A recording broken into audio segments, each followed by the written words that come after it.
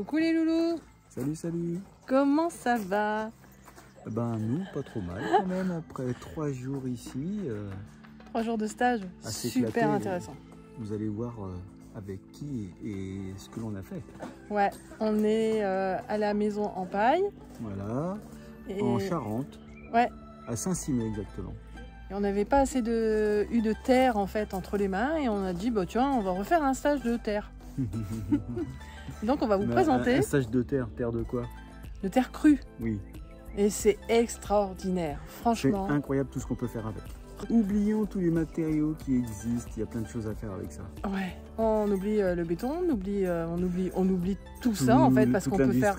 Voilà, on peut faire tellement de choses avec tout ce qu'on a dans le jardin, ça c'est extraordinaire. On vous laisse en compagnie de... Il va se présenter lui-même d'ailleurs. Allez, vous nous suivez, c'est parti? Bien, bonjour André. Bonjour Frédéric. Tu nous as accueillis pendant 3 jours sur le stage Terre Crue que tu organises depuis un certain moment. On voulait te remercier par rapport à ça.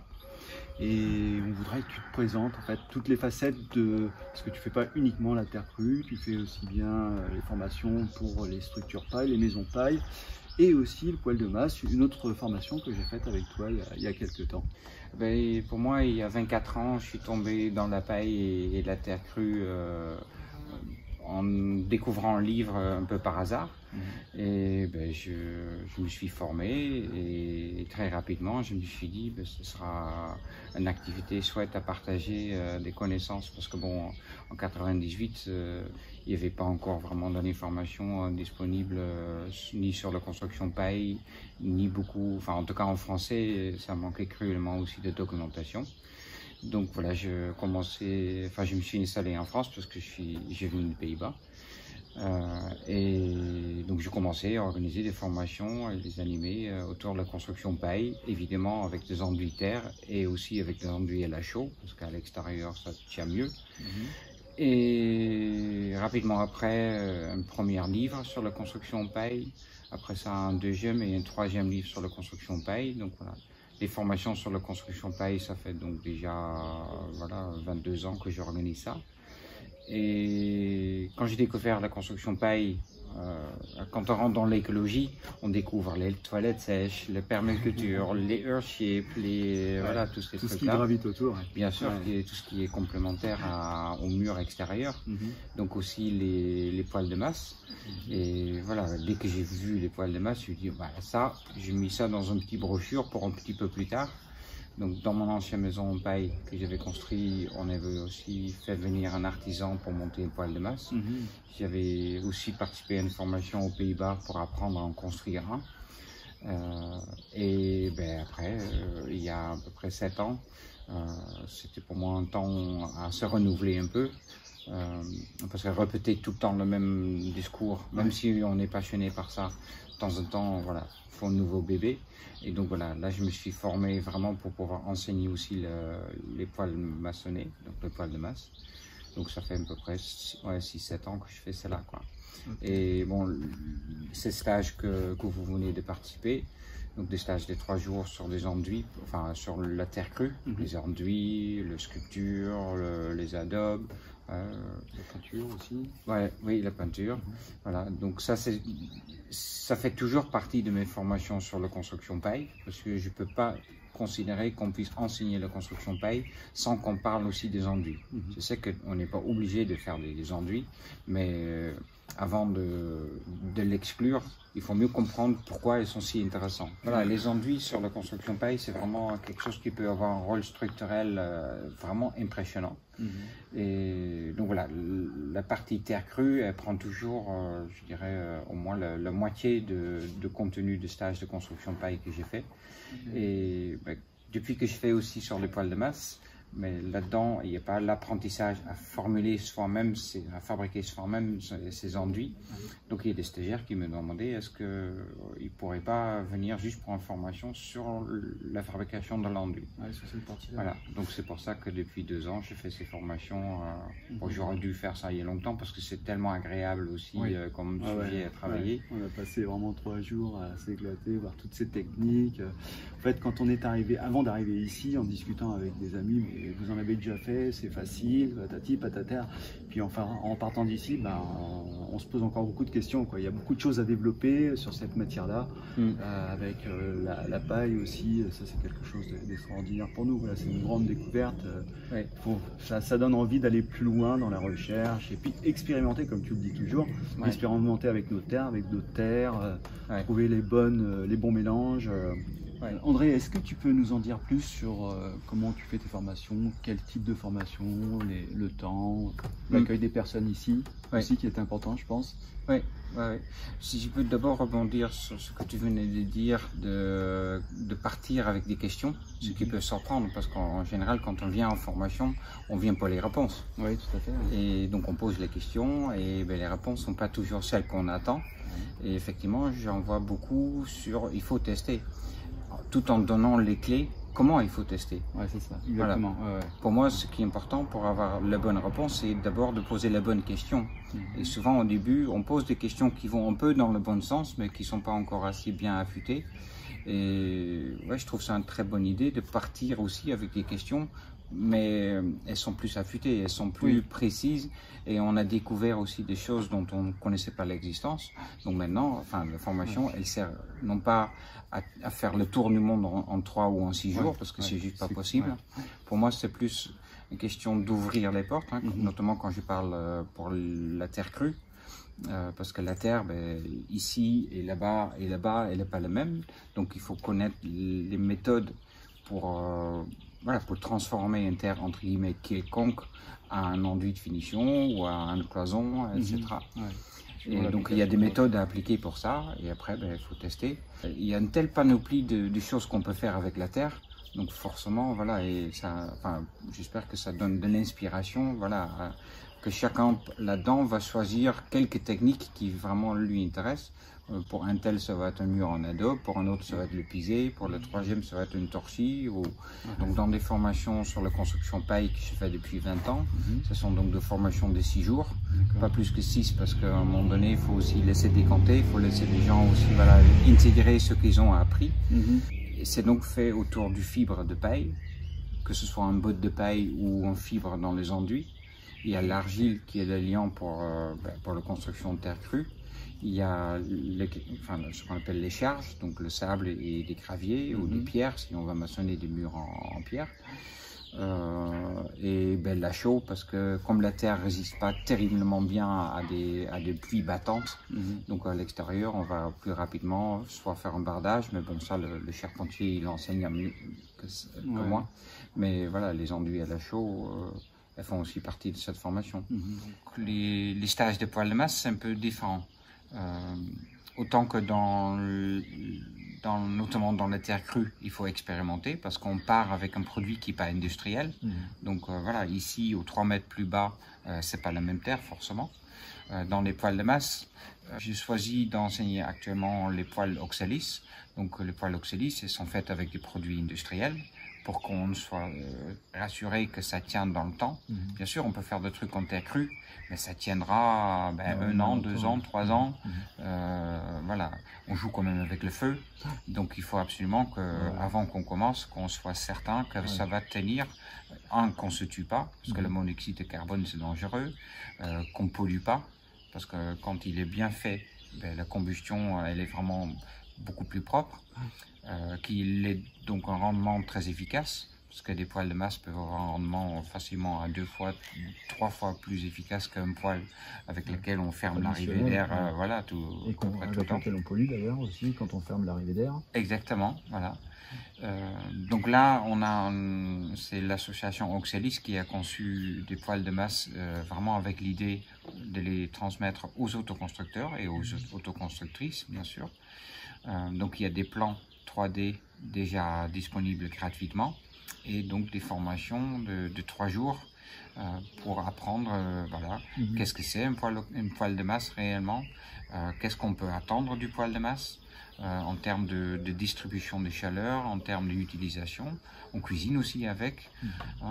Tu te souviens, le soirée pizza, sûrement. Ouais, c'est quand même chouette d'avoir un outil qui fait le chauffage, voilà, et qui automatiquement est déjà un four. Oui, les 3 jours de formation qu'on fait sur ce sujet, ils sont quand même pleins comme un œuf. Donc ça veut dire qu'il y a quand même plein de trucs à partager là-dessus pour que, que les participants comprennent vraiment qu'est-ce que c'est un poêle de masse, qu'est-ce qui pourrait être de rêverie, parce que bon, on trouve ça super et on a parfois certaines personnes un langage un peu trop enthousiaste.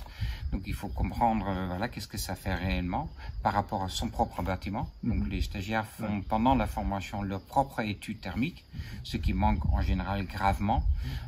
Quand quelqu'un va dans un magasin, achète le premier poêle qu'il voit parce qu'il est grand, parce qu'on ne veut pas avoir froid, et il est joli parce qu'on aime bien qu'il soit mignon. Mais c'est pas de vrai critère en termes de chauffage. Et donc le poêle classique, le poêle où on insère, il chauffe l'air, donc l'air chaud elle est au plafond, dès qu'il y a une fuite elle est aux oiseaux. Et donc voilà, il faut vraiment que les gens, pour faire un bon choix de quelle taille du poêle et où est-ce qu'on le place, parce que certains ont des grandes maisons, donc est-ce qu'on va en faire 2?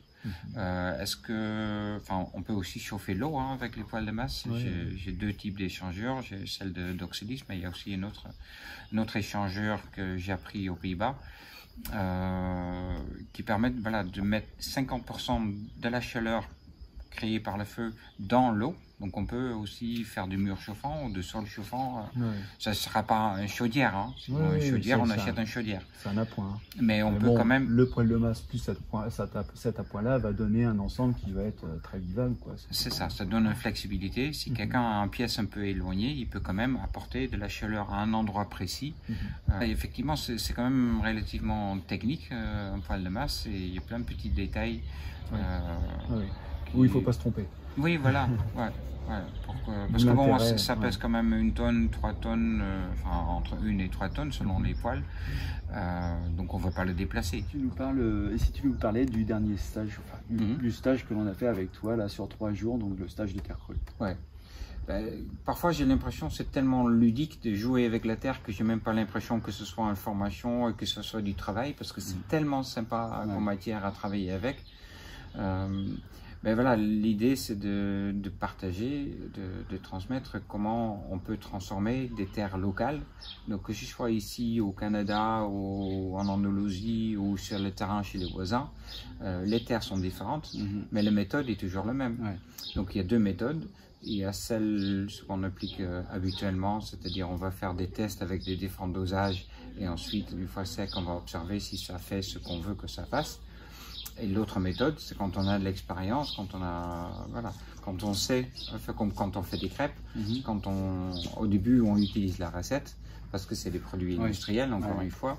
Mais une fois qu'on sait qu'est-ce qu'il faut faire, on prend la farine, on prend le sel, on prend peut-être un œuf et on mélange et on teste s'il est bon, s'il n'est pas, on rajoute ceci ou cela.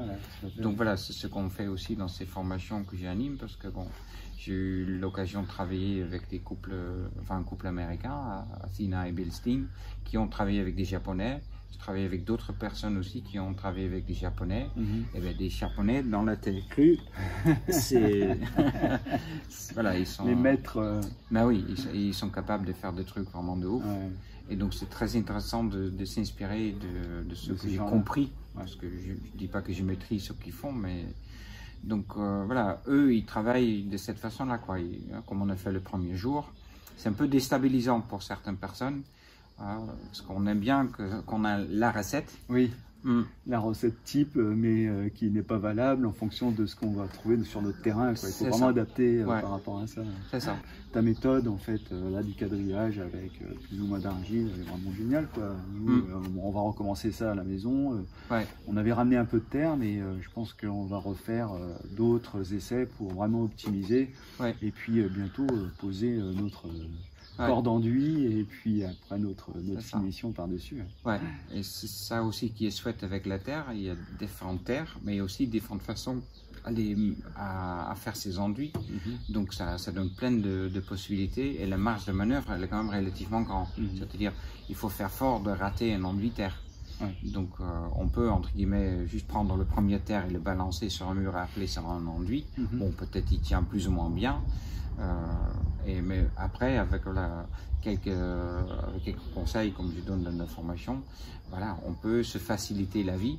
On peut avoir des résultats beaucoup plus probants et qui tiennent mieux dans le temps, quoi. Aussi bien sur le résultat, mais aussi bien aussi sur la mise en œuvre, quoi. Les petites astuces que tu nous donnes sont quand même intéressantes pour se faciliter la vie aussi du travail qui est à faire. C'est ça. Et certains peuvent choisir de faire tout manuellement, donc comme on a fait le premier jour, de piétiner avec des bottes en caoutchouc dans la terre, et d'autres, ils se disent, moi j'utilise plutôt un bel air comprimé, de cracher avec un sablon, etc. Donc, mais du coup, il faut adapter l'enduit à l'utilisation, à la façon dont on va le travailler, quoi. André, est-ce que tu accompagnes des gens sur leur chantier si on te demande de venir, par exemple, venir faire un mur en terre crue ou donner des conseils sur site? Est-ce que c'est des choses que tu fais? A priori, non. Ça m'arrive de temps en temps, vraiment très rarement, si le projet m'intéresse vraiment ou si l'endroit a des atouts. Par exemple, j'ai animé des chantiers participatifs, des chantiers écoles en Andalousie, dans un cadre vraiment très chouette pour aller emmener mes enfants qui, à l'époque, n'allaient pas encore à l'école, etc. Mais non, habituellement, je fais mon travail chez moi. Parce que j'ai monté mon propre organisme de formation il y a 20 ans. Et donc, quand on investit dans un outil qu'on perfectionne pour son travail, on ne peut pas être à droite et à gauche. On ne peut pas être au moulin et...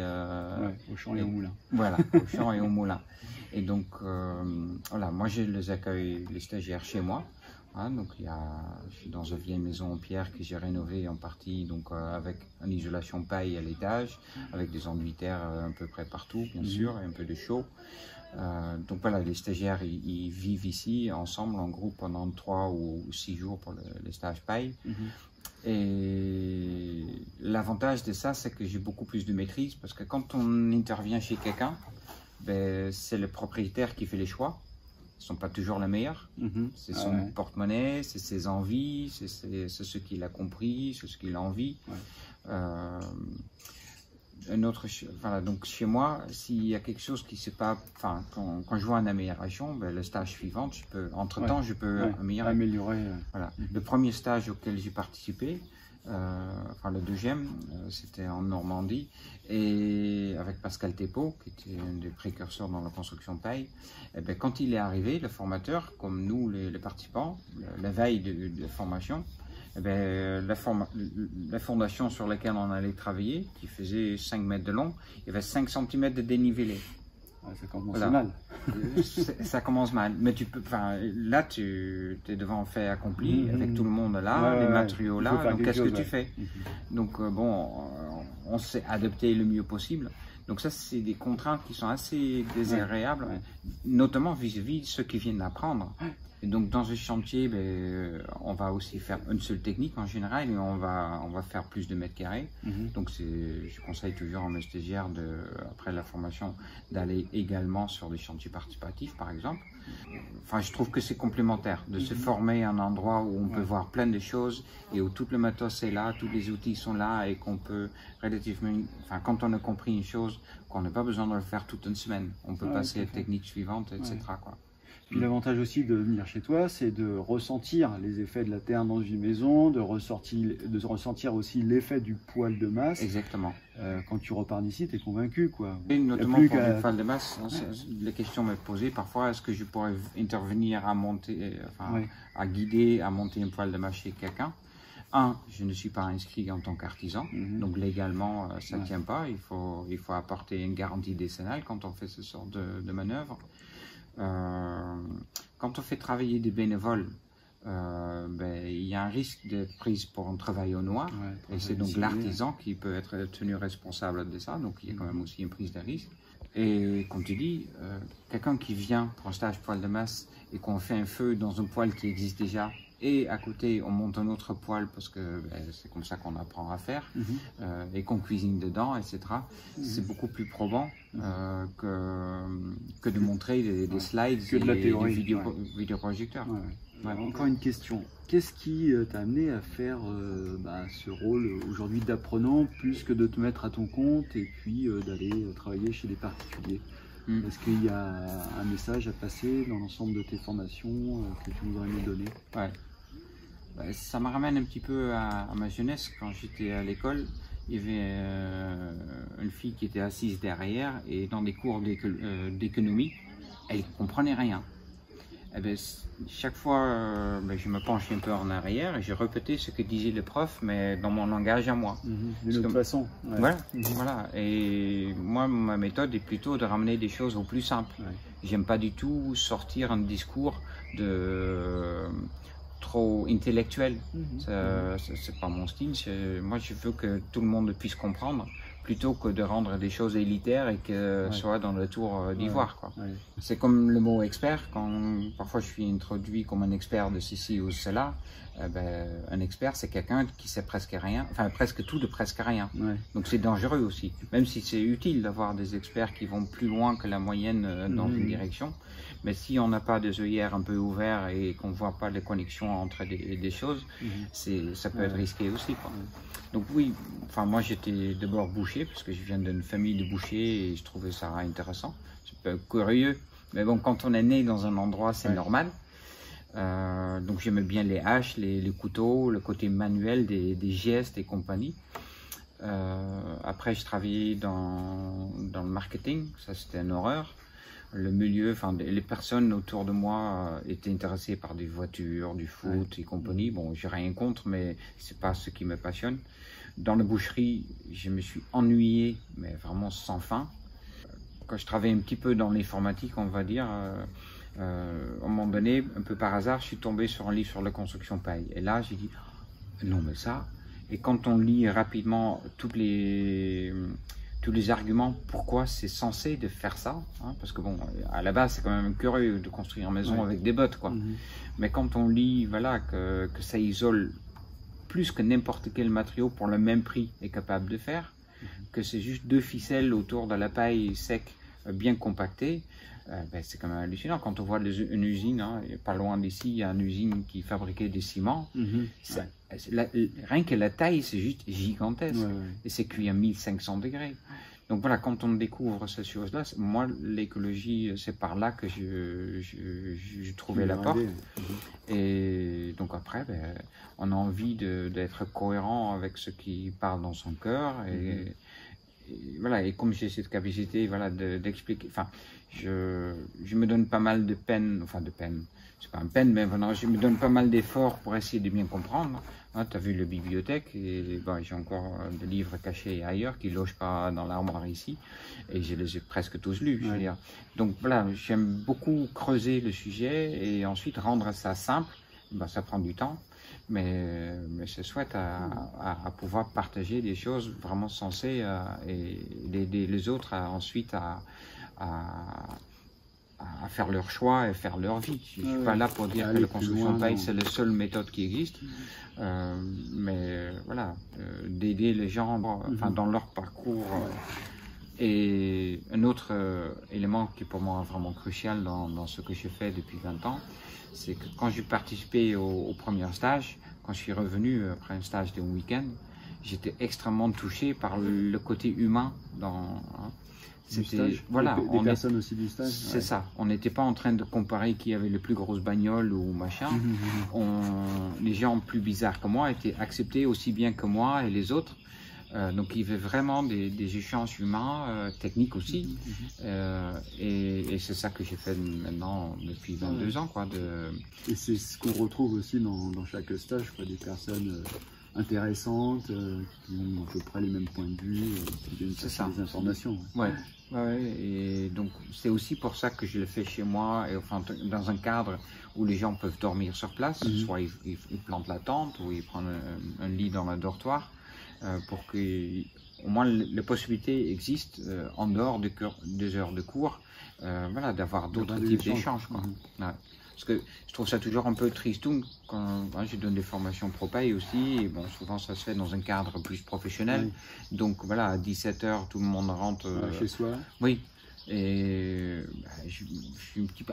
Je reste un peu sur mon fin. Bon, on va quand même boire un petit coup à un moment donné, mais. Un petit temps d'échange, mais pas autant que si tu restes sur place. Parce que bon, quand on s'intéresse à l'écologie, c'est pas avec tous les voisins qu'on va en discuter. Non. Hein, le plupart, tiens, Bonti. Le plupart, voilà, soit ils ont déjà maison, le sujet ne leur intéresse pas, ou ça leur fâche carrément qu'on puisse faire autrement que si on dit, mais on ne pouvait pas faire autrement que de placo et du parpaing. Donc voilà, je trouve des moments avec des personnes qui sont un peu dans le même esprit. C'est des moments privilégiés en fait. Oui, bien sûr. Et puis on se sent moins seul aussi. Hein. Oui, aussi. Oui, ça motive aussi, ça renforce l'idée que c'est pas juste une idée de fou dans ma tête. Quoi. Alors c'est une drôle de chose pour un écologiste, là, je vois elle marquée dessus, qu'est-ce que c'est que ça, dis-nous. Voilà. Bon, évidemment, je mange une partie crue. Et autant que ça me vient ou que je sais faire, mais quand on fait un potager par exemple, il y a parfois aussi l'envie de faire des conserves, et pendant les stages poêle de masse, on cuisine aussi, et tout le monde n'est pas déjà au cru, donc c'est bien aussi de pouvoir proposer des plats à manger qui sont quand même voilà, agréables pour tout le monde. Et donc ici c'est un cuiseur ou poêle, les deux en fait. Donc on a un bidon et à l'intérieur on a deux tubes l'un dans l'autre avec des petits trous en bas et en haut. Tout ça, ça remplit avec des granulés de bois. On allume par-dessus. Ensuite on a du verre réfractaire. Tu es aussi le spécialiste, enfin tu nous as expliqué pourquoi il faut allumer par le dessus. Oui. Une cheminée ou n'importe quel appareil qui va chauffer. Pourquoi la combustion est meilleure avec ça? Oui, c'est curieux. Le chauffage au bois, ça fait, je sais pas, 400 000 ans qu'on maîtrise le feu, mais il y en a peu qui maîtrisent le feu réellement. Hein. La plupart font du feu et beaucoup de fumée, et quand toute la fumée, c'est la pollution et c'est du carburant qu'on a loupé. Et donc effectivement, j'ai appris ça voilà, avec les poêles de masse.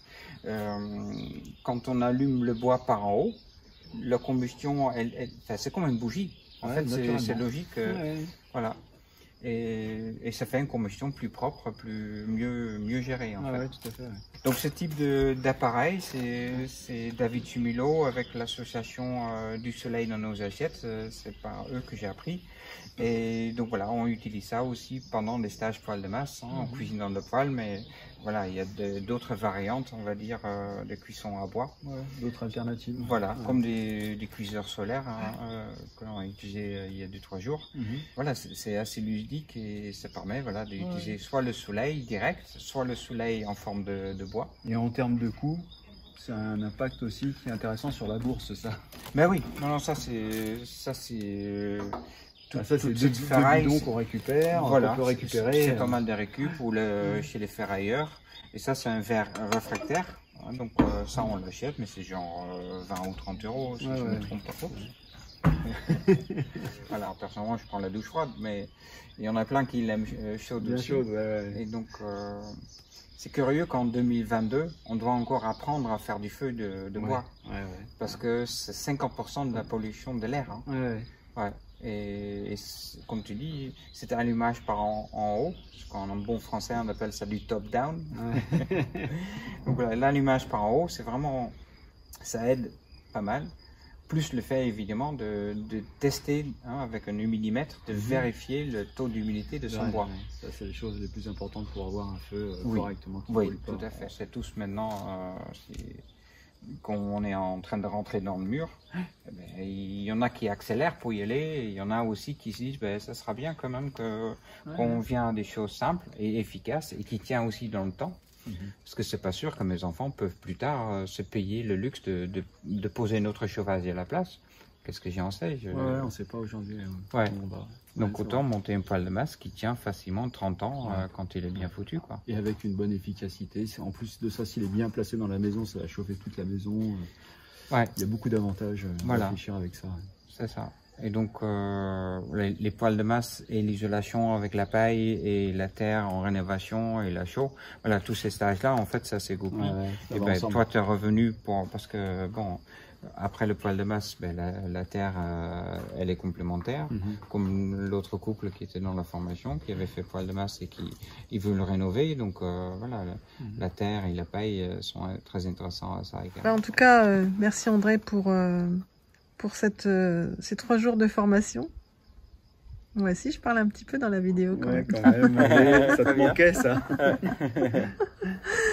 Voilà, c'est vraiment, comme je te disais, tu as demandé, on a fait un tour de table pour savoir notre ressenti. Voilà, c'était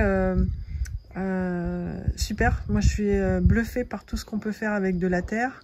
Une envie, hâte folle de mettre les mains dans la terre et puis de faire des tas de choses, que ce soit de la déco, que ce soit de la construction. Ou, voilà, je peux pas dire que la déco c'est pas utile, mais je veux dire, voilà, d'utilité à la terre en fait pour des structures, des choses comme ça en fait, et des sculptures et tout en fait, voilà. Et aussi d'en parler autour de nous.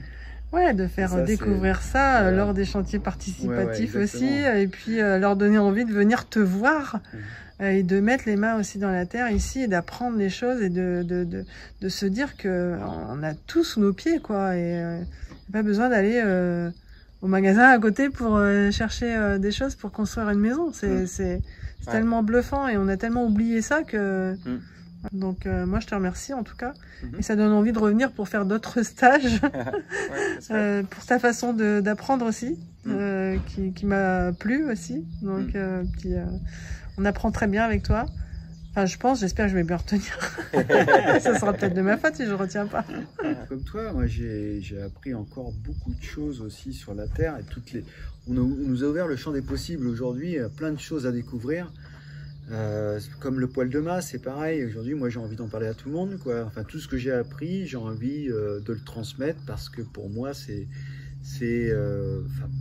que c'est la vérité? J'en suis presque persuadé aujourd'hui. Et comme tu disais, c'est aussi utiliser des matériaux qui sont à notre portée, quoi, à la portée de tout le monde. Et ça, c'est quand même génial.